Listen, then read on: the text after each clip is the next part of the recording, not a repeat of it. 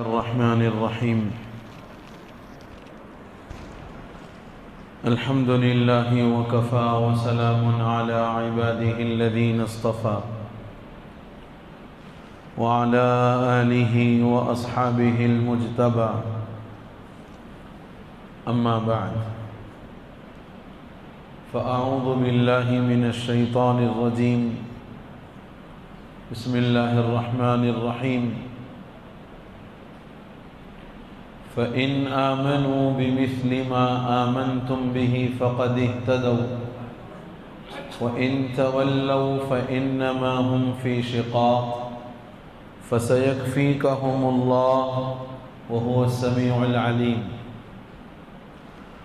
وقال رسول الله صلى الله عليه وسلم لا تسبوا أصحابي لو أن أحدكم أنفق مثل أحد ذهبا أو كما قال صلی اللہ علیہ وسلم۔ بزرگان محترم،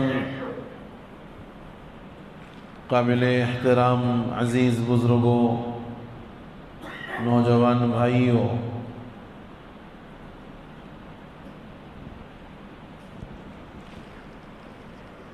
نبی محترم صلی اللہ تعالی علیہ وسلم کو اللہ رب العزت نے جو دین دے کر دنیا میں مبعوث فرمایا ہے وہ دین اسلام ہے، اور یہ دین قیامت تک کے لیے ہے۔ نہ آپ کے بعد کوئی نبی آئیں گے، نہ اس دین کے بعد کوئی دوسرا دین لوگوں کے لیے طے کیا جائے گا۔ قرآن ایک جگہ کہتا ہے الیوم اکملت لکم دینکم واتممت علیکم نعمتی ورضیت لکم الاسلام دینا، کہ میں نے آج تمہارے لیے تمہارے دین کو مکمل کر دیا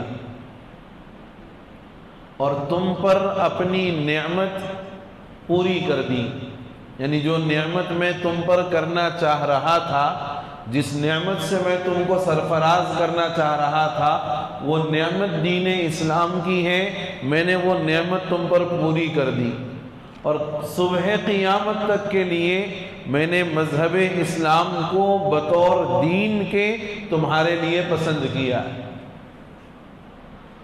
اور ایک دوسری جگہ بھی فرمایا وَمَن يَبْتَغِ غَيْرَ الْإِسْلَامِ دِينًا فَلَن يُقْبَلَ مِنْهُ، کہ جو آدمی دین اسلام کے علاوہ کسی اور دھرم اور مذہب کو اپنا دین بنانا چاہے گا، عند اللہ وہ چیز مقبول نہیں ہے۔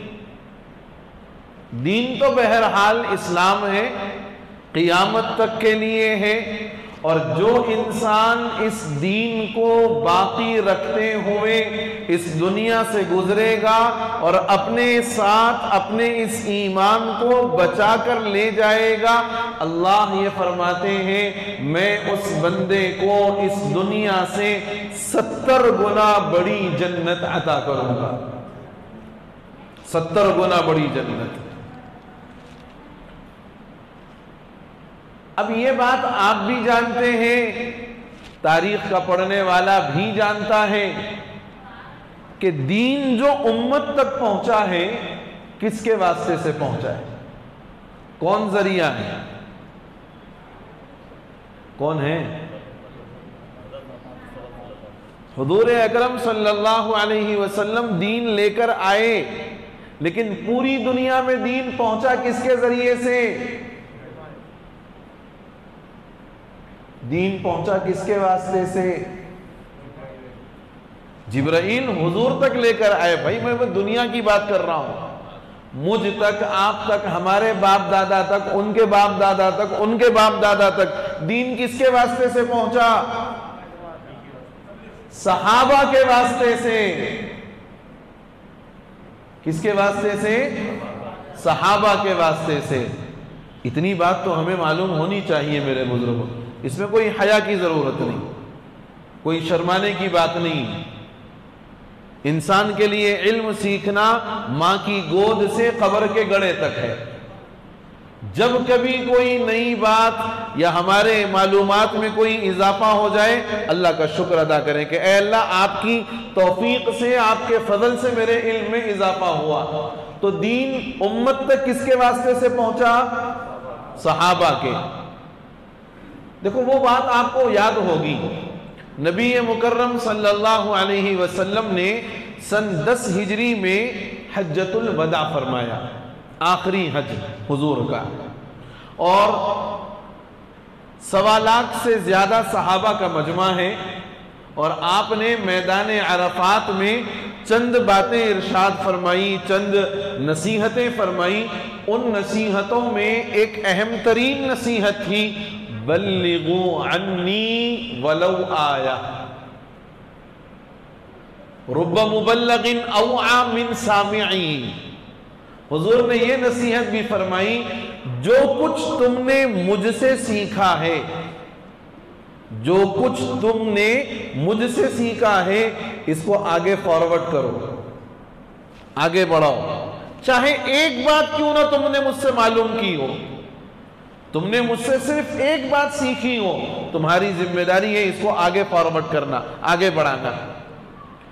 تاریخ کے لکھنے والوں نے لکھا ہے کہ حضور کے اس ارشاد کے بعد، حضور کے اس خطبے کے مکمل ہونے کے بعد، صحابہ اکرام کی ایک بڑی تعداد وہ تھی کہ جن کے گھوڑوں کے رخ جہاں پر تھے، انہوں نے اپنے گھوڑے اسی رخ پر دوڑا دیے۔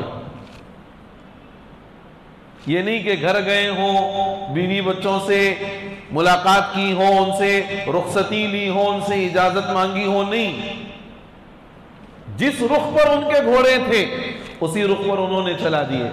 اسی لیے آپ نے سنا ہوگا کہ مختلف صحابہ کرام کی قبریں مختلف مقامات پر ہیں۔ یہ کیوں ہوا؟ اس کی کیا وجہ بنی؟ اس کی وجہ حضور کا وہ ارشاد بنا جو آپ نے حجۃ الوداع کے موقع پر فرمایا کہ میرے سے جو دین تم نے سیکھا ہے، تمہاری ذمہ داری ہے آگے پہنچاؤ۔ اچھا، پھر آپ حضور کی سیرت، ہم نے گزشتہ وہ سلسلہ شروع کیا تھا، انشاءاللہ اس سال آگے کا سلسلہ باقی رکھیں گے، لیکن آپ اس سیرت میں آپ نے جو چیز دیکھی ہوگی یا سنی ہوگی، حضور نے اپنی حیات مبارکہ میں 3 اسفار کیے ہیں بالقصد۔ حضور نے اپنی حیات مبارکہ میں قصداً 3 مرتبہ سفر کیا ہے۔ ایک اپنے چاچا خواجہ ابو طالب کے ساتھ سفر ہجرت، جہاں بحیرہ راہب سے ملاقات ہوئی، اور دوسرا سفر آپ نے فرمایا حضرت خدیجۃ الکبریٰ رضی اللہ عنہا کے مال تجارت کو لے کر، جہاں میسرہ آپ کے حضرت خدیجہ کے غلام تھے، وہ آپ کے ساتھ تھے، اور تیسرا سفر آپ نے فرمایا ہے نبوت و رسالت کے ملنے کے بعد طائف کا۔ طائف کا واقعہ بھی آپ کے سامنے۔ یہ 3 اسفار ہیں جو حضور نے قصداً فرمائے ہیں، جن میں سے 2 سفر سفر تجارت ہے، ایک سفر سفر دعوت ہے، ایک سفر سفر دعوت ہے۔ اس کے علاوہ جو اسفار ہوئے ہیں غزوات کے ہوئے ہیں، یا پھر عمرے کا ہوا ہے یا حج کا ہوا ہے۔ تو اب حضور سے جو دین سیکھا گیا، حضور نے جو دین پہنچایا، کس کو پہنچایا؟ صحابہ کو نا، بولو نا، صحابہ کو، اور پھر ان سے جو دین امت تک پہنچا ہے، اس میں سب سے اہم، سب سے بڑا اور سب سے بنیادی واسطہ حضرات صحابہ کرام رضوان اللہ علیہم اجمعین کا ہے۔ بہت سادے الفاظ میں اگر آپ کو سمجھاؤں تو یوں کہہ سکتا ہوں کہ دین اسلام ایک عمارت ہے، اور اس عمارت کا دروازہ حضرات صحابہ۔ اس عمارت کا دروازہ حضرات صحابہ ہیں. یعنی گھر میں آنے کے لیے جیسے دروازے سے داخل ہونا شرط ہے، دین سیکھنے، دین لینے، دین سمجھنے کے لیے اور دین کے ہم تک پہنچنے کے لیے حضرات صحابہ سے گزرنا ضروری ہے. بغیر حضرات صحابہ سے گزرے دین نہیں پہنچ سکتا. یہ بہت اہم کڑی ہے میرے بزرگوں. اچھا، صحابہ کے واسطے سے دین پہنچا. صحابی بولتے کس کو؟ صحابی کس کو کہتے ہیں؟ حضور کا دیدار کرنے والوں کو کہتے ہیں، اور حضور کے ساتھ رہنے والوں کو کہتے ہیں. دیکھو، میں آج آپ کو صحابی کی تعریف بتاتا ہوں. صحابی اس شخصیت کو کہتے ہیں جنہوں نے ایمان کی حالت میں حضور کو دیکھا، حضور سے شرف ملاقات حاصل کیا، اور ایمان ہی کی حالت میں وہ اس دنیا سے رخصت ہوئے. 3 باتیں: ایمان کی حالت میں حضور کو دیکھا، یا حضور سے شرف ملاقات حاصل کیا. اب شرف ملاقات میں بعض مرتبہ ہوتا ہے کہ نہیں دیکھے ہوں، جیسے کہ ایک صحابی تھے عبداللہ ابن ام مکتوم. یہ نابینا تھے لیکن صحابی ہیں، دیکھے نہیں نا، لیکن شرف ملاقات تو حاصل ہوا، حضور سے ملاقات ہوئی.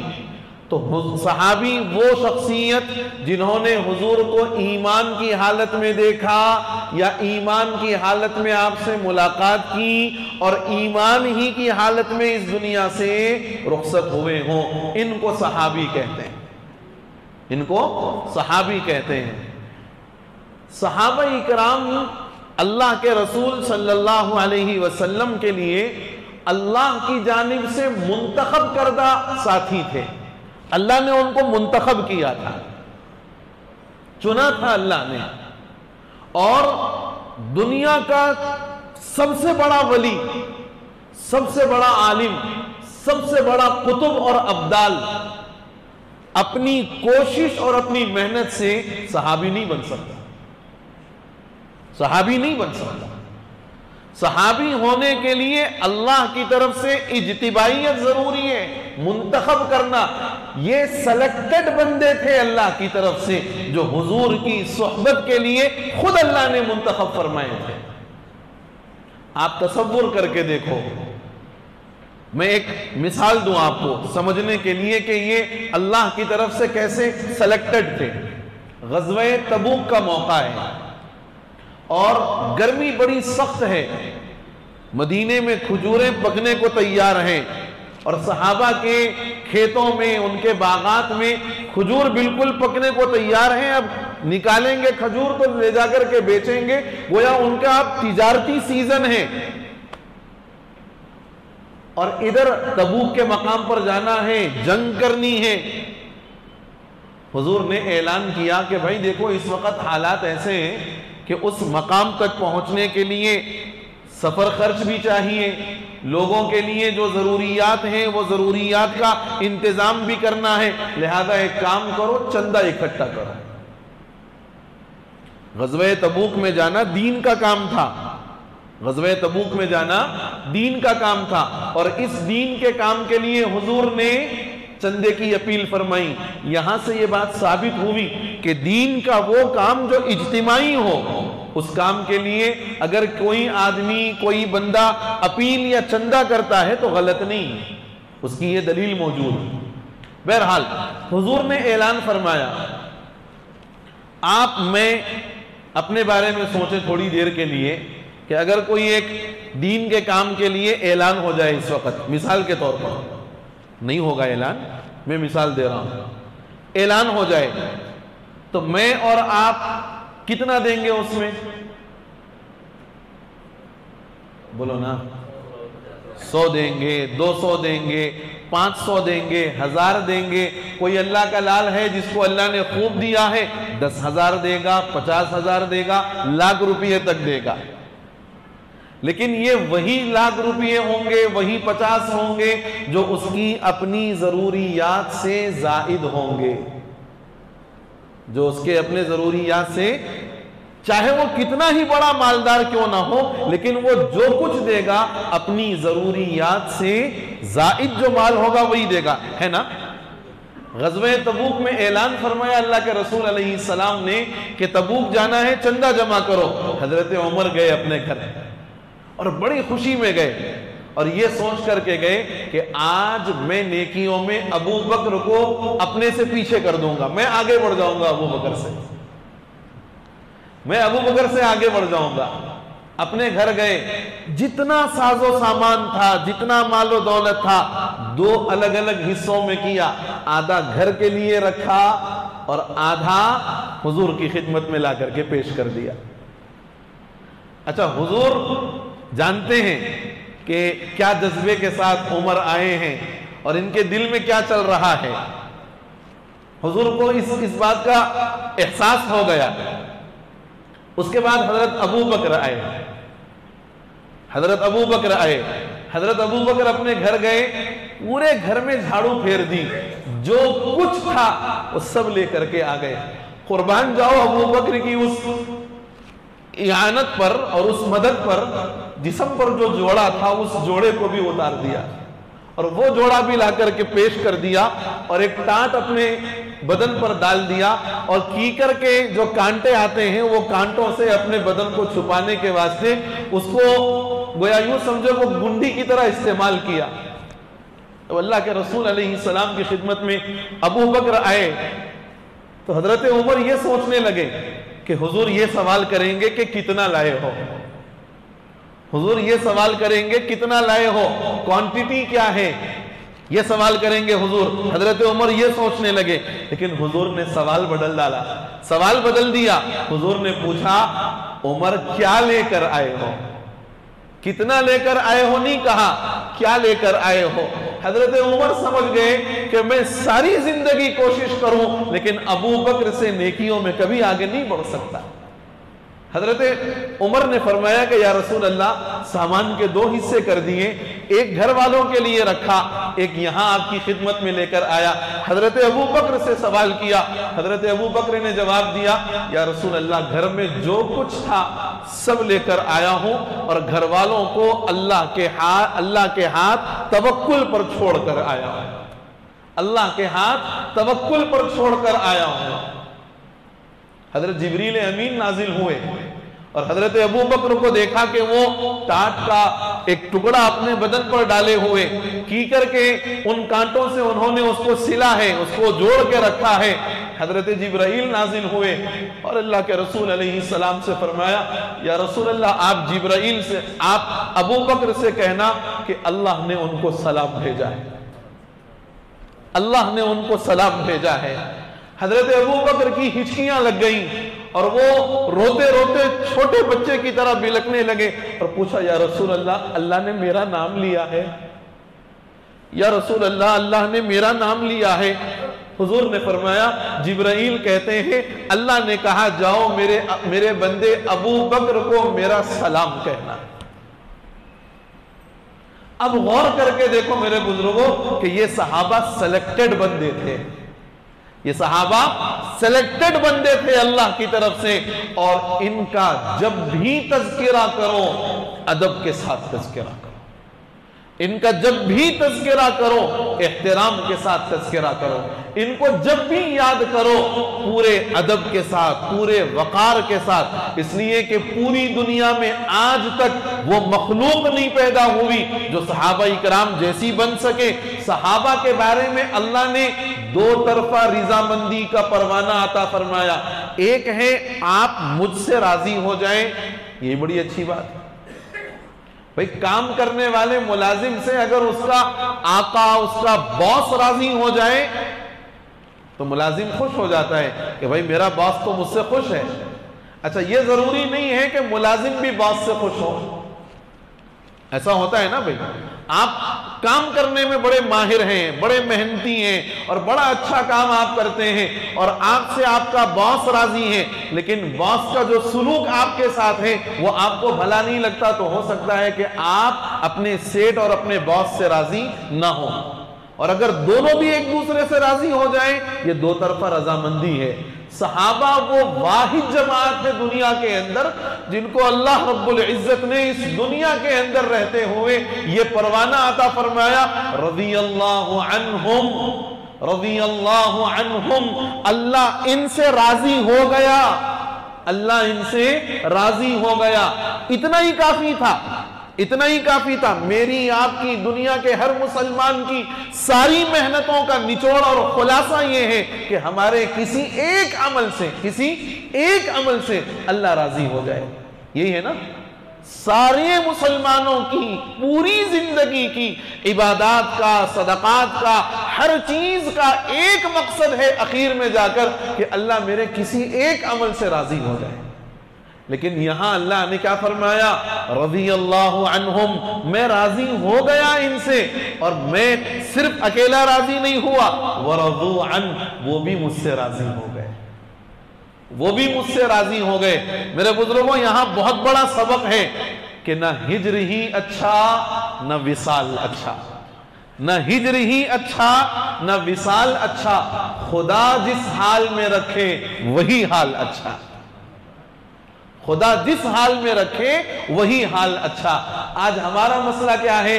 اللہ نے ہمیں جس حالت میں بھی رکھا ہے، جیسی حالت میں بھی رکھا ہے، بہت مرتبہ ایسا ہوتا ہے کہ ہمارے زبانوں پر ناشکری کے الفاظ اور ناشکری کے کلمات آتے ہیں، ناشکری کے الفاظ اور ناشکری کے کلمات آتے ہیں۔ ہم کہتے ہیں کیا ہے بھئی ہمارے پاس، کیا ہے، چل رہی بس زندگی، زبردستی ہم گزار رہے ہیں۔ میرے بزرگوں، جس حال میں ہم ہیں نا، اللہ کی بے شمار مخلوق ایسی ہے کہ ان کو یہ حال بھی نصیب نہیں۔ جس حال میں ہم ہیں، الحمدللہ موٹا جھوٹا کھا رہے ہوں گے، حلال تو کھا رہے ہیں، کم کھا رہے ہوں گے، دال چاول اور کھٹے اور کھانے پر مسئلہ گزر رہا ہوگا، لیکن حلال تو کھا رہے ہیں، حرام کا لقمہ تو نہیں جا رہا نا۔ یہ بہت بڑی نعمت ہے کہ انسان حلال کا ایک لقمہ کھائے، یہ بہتر ہے اس سے کہ حرام کی بریانی کھا لے۔ حلال کا ایک لقمہ کھائے، یہ بہتر ہے، 1000 گنا بہتر ہے اس سے کہ بندہ حرام کی بریانی کھا لے۔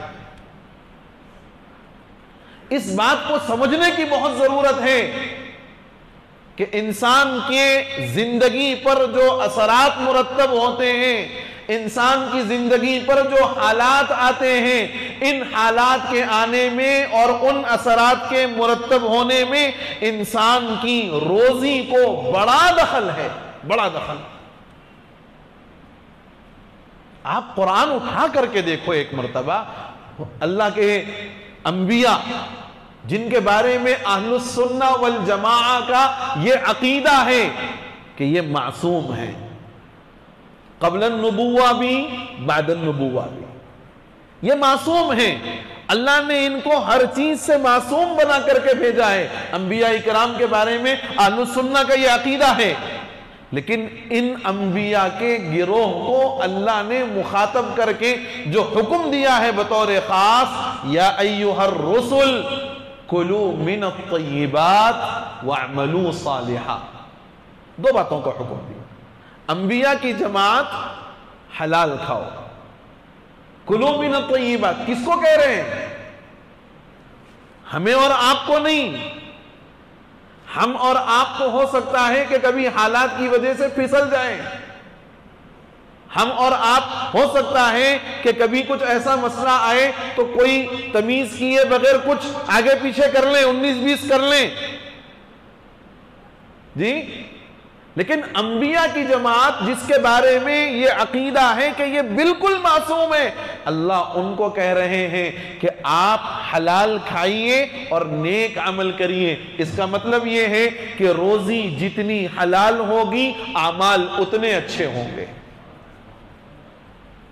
روزی جتنی پاک ہوگی اعمال اتنے بہتر ہوں گے۔ اور اگر روزی میں گڑبڑ ہو گئی، روزی میں گڑبڑ ہو گئی، اگرچہ کہ 5 وقت نماز ہم پڑھ رہے ہیں، اگرچہ کہ ذکر کی تسبیح ہاتھ سے نہیں چھوٹ رہی ہے، لیکن زندگی میں وہ برکت اور وہ کیفیت جو آنی چاہیے وہ نہیں آ سکتی۔ بنی اسرائیل کا ایک واقعہ آپ کے ذہن میں ہوگا کہ ہفتے کے دن مچھلی کھانے سے ان کو مچھلی کا شکار کرنے سے منع کر دیا گیا تھا۔ ہم کھا سکتے ہیں بھائی، ہفتہ، اتوار، پیر، منگل، چہارشنبہ، جمعرات، جمعہ، 7 ڈیز پورے ویک میں کبھی بھی کھا سکتے آپ۔ ان کو منع کیا گیا تھا کہ تم ہفتے کے دن مچھلی کا شکار نہ کرنا۔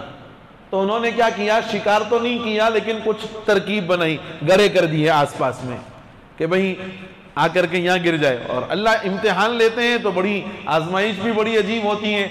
پورے ہفتے میں مچھلیاں اتنی کبھی نہیں آتی جتنی ہفتے کے دن آتی تھی۔ اب ان کا دل مار رہا ہے، یار مچھلیاں تو اوپر ہیں لیکن اللہ نے منع کر دیا۔ تو اب انہوں نے ترکیب نکالی کہ بھئی ہم ڈائریکٹ شکار تو نہیں کریں گے لیکن گڑھے کر دیں گے، یہ بھی شکار کرنا ہی ہے۔ تو اللہ نے کیا کر دیا؟ کونوا قردۃ خاسئین، ذلیل بندر ان کو بنا دیا، یعنی چہرے بگاڑ دیے ان کا چہرہ پورا بندروں کی طرح ہو گیا۔ ایک جگہ اور آیا کہ خنزیروں جیسی صورتیں بنا دی۔ کیوں؟ حکم خداوندی کی خلاف ورزی کرنے کی وجہ سے۔ اس امت پر نبی مکرم صلی اللہ علیہ وسلم کی دعاؤں کے صدقے اور آپ کی برکت کے طفیل ایسا تو کوئی عذاب نہیں آتا۔ حضور نے باضابطہ دعا فرمائی، اے اللہ میری امت پر اجتماعی عذاب کبھی مت ڈالنا، میری امت پر کبھی اجتماعی عذاب کبھی مت ڈالنا، اور کبھی میری امت کے بندوں کے چہروں کو مسخ نہیں کرنا، بدل مت دینا۔ تو اگرچہ حرام کے کھانے سے ہمارے چہرے نہیں بدل رہے، لیکن یاد رکھنا حرام کی نحوست یہ ہوتی ہے کہ اس سے نسلیں بدل جاتی ہیں، نسلیں بگڑ جاتی ہیں، نسلیں بگڑ جاتی ہیں۔ غور کرو کہ ہم اپنی اولاد کو کیا غذا دے رہے ہیں، حلال کہ حرام؟ اگر ہم نے حلال دیا، تھوڑا دیا، نیک بنے گی آگے چل کر۔ حرام دیا، بہت زیادہ دیا، کوئی گارنٹی نہیں ہے کہ نیک بنے، کوئی گارنٹی نہیں ہے نیک بنے۔ یہ بات میں لکھ کر دیتا ہوں آپ کو۔ اگر حرام کھلاؤ گے اپنی اولاد کو اور خود حرام کھاؤ گے، نہ کبھی گھر میں سکون اور چین اور راحت ملے گا، میاں بیوی کے جھگڑے مستقل چلتے رہیں گے۔ غذا حرام ہوگی، یہ نحوست ہے حرام غذا کی۔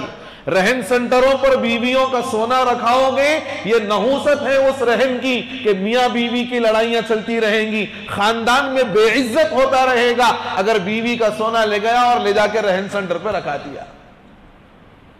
بیماری ہے یہ، اور مسلمان مبتلا ہیں اس میں۔ شادی کر کے لایا، 6-8 مہینے، سال بھر اچھا رہا، اس کے بعد بیوی کا سونا لیا، لے جا کے ڈال دیا۔ مرد ہے سونا باہر سے لا کے بیوی کو پہنانا، یہ ہے اصل مردانگی۔ مرد ہے تو بیوی کے لیے باہر سے اپن سونا باضابطہ خرید کے لا کے پہنانا، یہ ہے اصل مردانگی۔ یہ کئی کی مردانگی ہے بھائی ہے سو سونا لے جا کے رہن سنٹر پہ ڈال رہا، یہ مردانگی نہیں۔ مسلمانوں اس بیماری سے اس وبا سے اپنے آپ کو باہر نکالو۔ یہ اتنی بدترین وبا ہے، اتنی بدترین بیماری ہے، ایک مرتبہ جو اس کے چنگل میں پھنس جاتا ہے ساری زندگی وہی کرتا رہتا ہے۔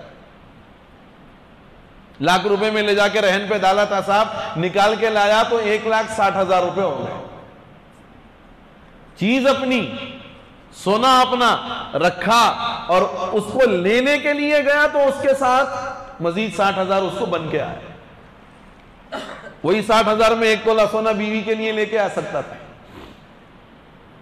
یہ رہن کی جو بیماری ہے، اس بیماری کو نکالو اور اپنی آمدنی کے ذرائع کو بالکل پاک صاف رکھو، بالکل پاک صاف۔ تو میں عرض یہ کر رہا تھا، میری بات اصل چل رہی تھی حضرات صحابہ سے متعلق، کہ صحابہ ہمارے لیے دین کے پہنچنے کا سب سے بڑا واسطہ ہے، اور اس واسطے کا ذکر جب بھی کیا جائے ادب کے ساتھ کیا جائے، احترام کے ساتھ کیا جائے۔